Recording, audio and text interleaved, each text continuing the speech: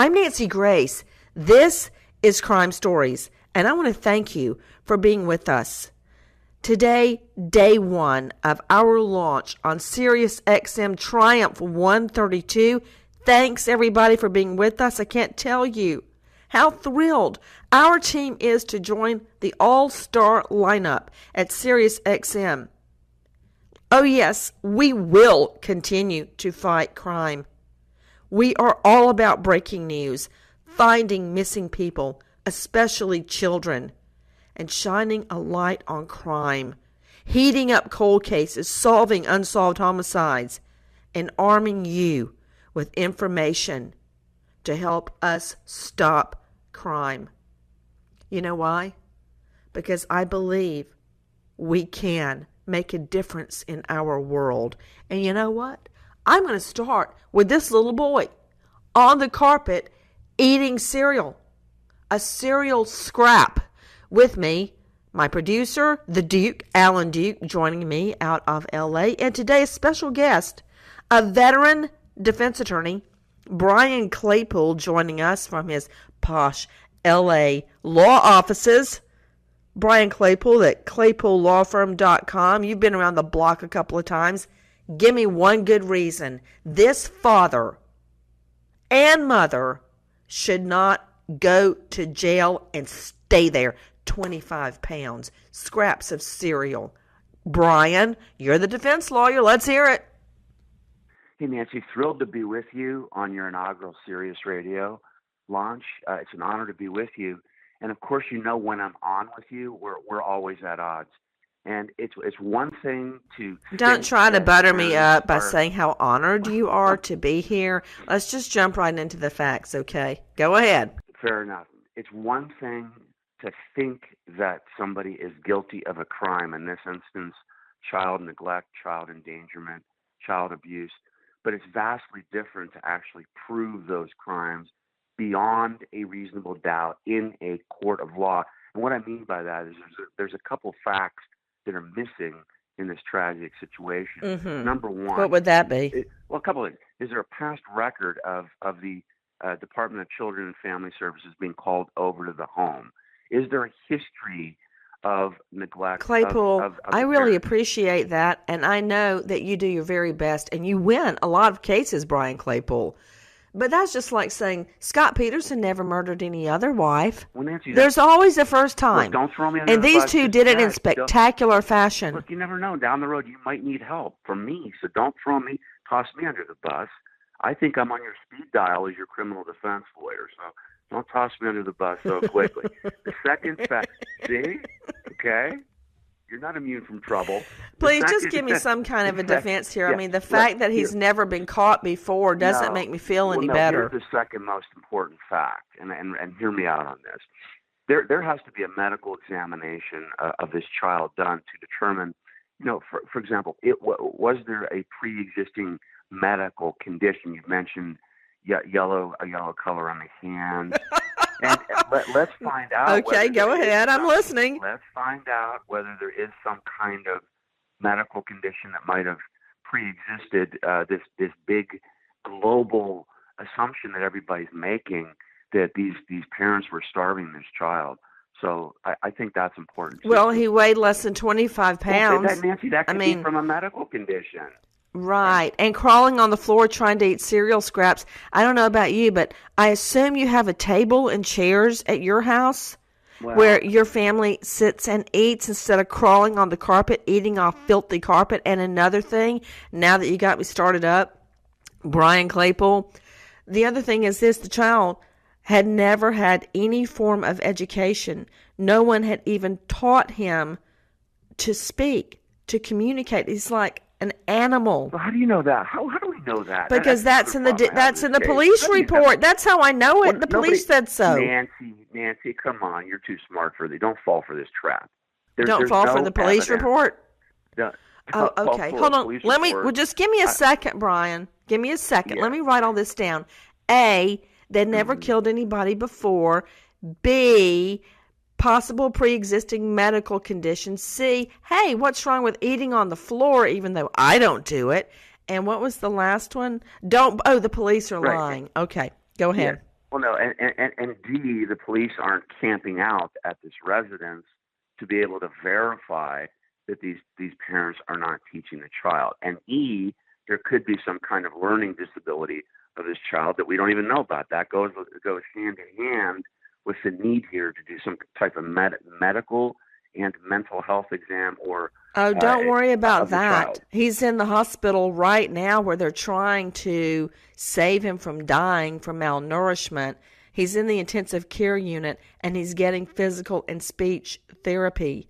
Now, what I don't like, Alan Duke, is the judge actually allowed the mother to visit him in the hospital, according to WFTV. Why should she get to visit him in the hospital when she's let this happen? Well, she is out of jail, and her husband... Don't rub it in. She is out of jail. In fact, she visited the court when her husband was brought into court very recently.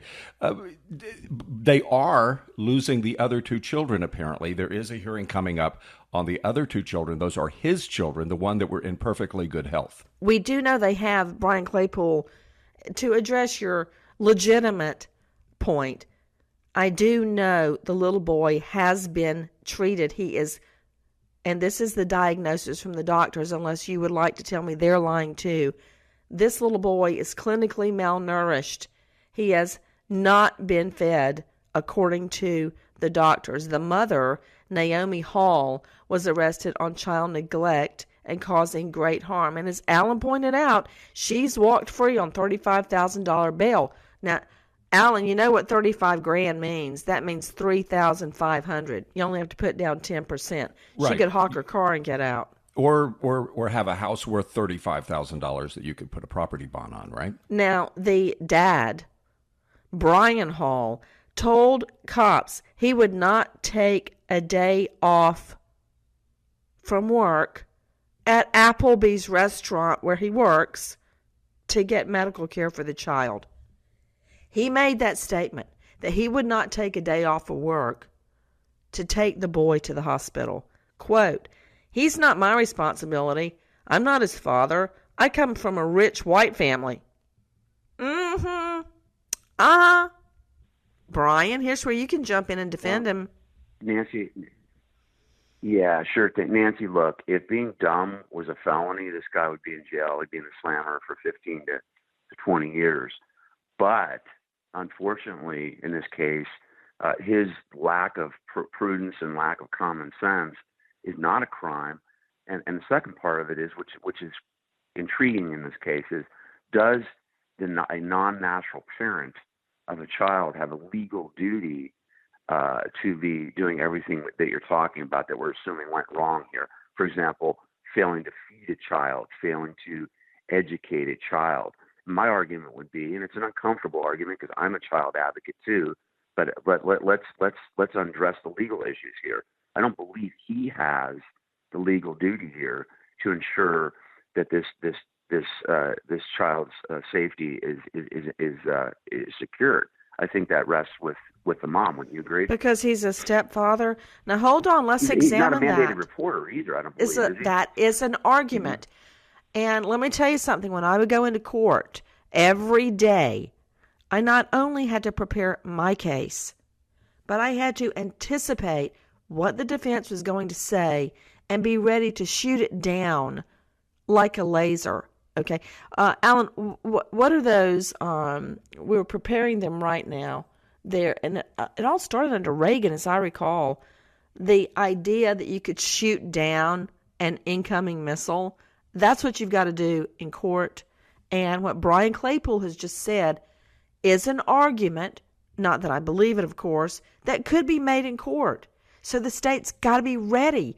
His argument, among many of them, is this is not the little boy's natural father. So he had no duty to make sure the child lived. He's a stepfather. Let's look at that legally. The stepfather, is legally married to the mother. This is her biological child.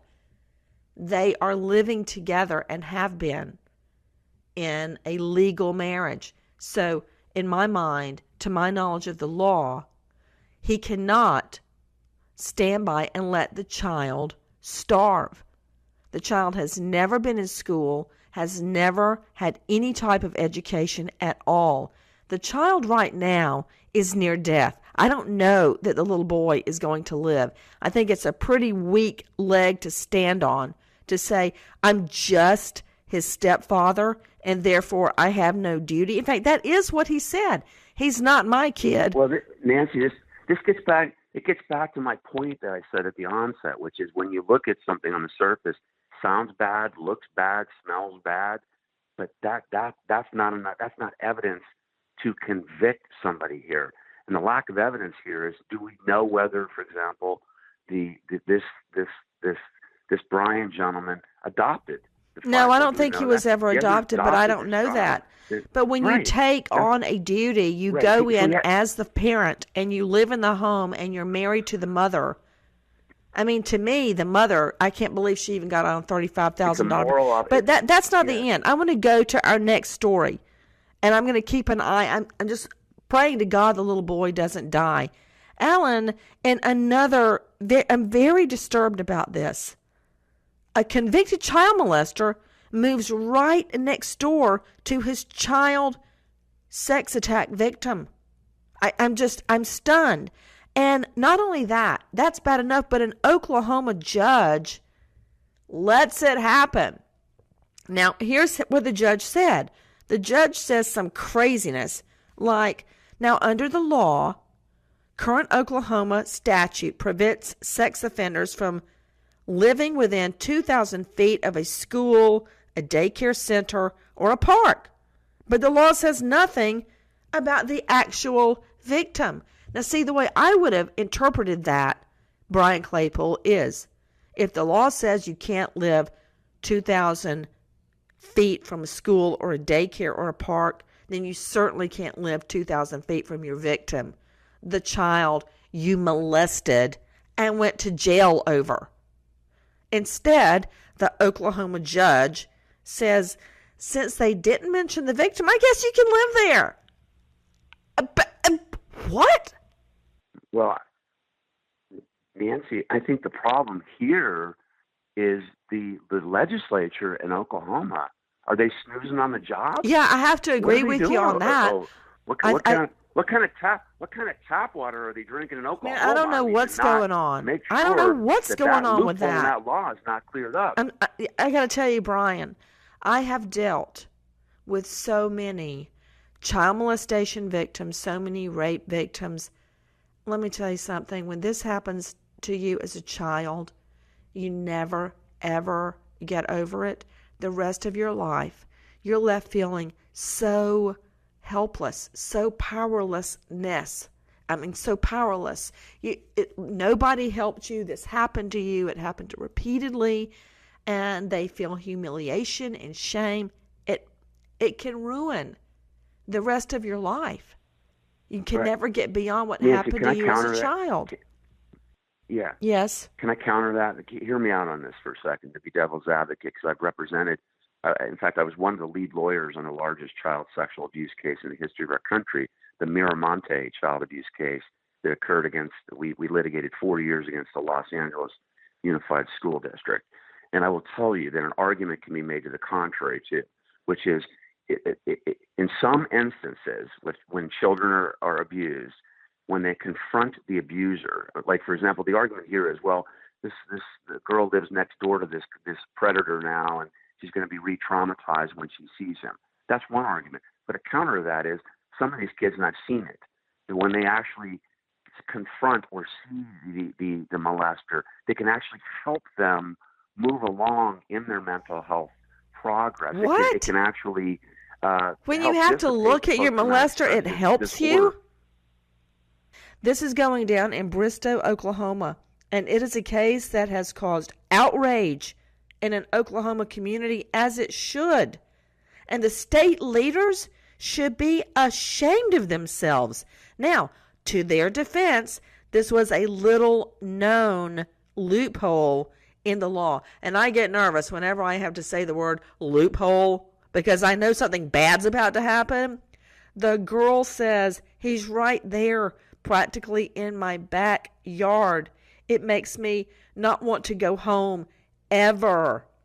She says the perp Harold English has just been released from prison after conviction. This is not a charge.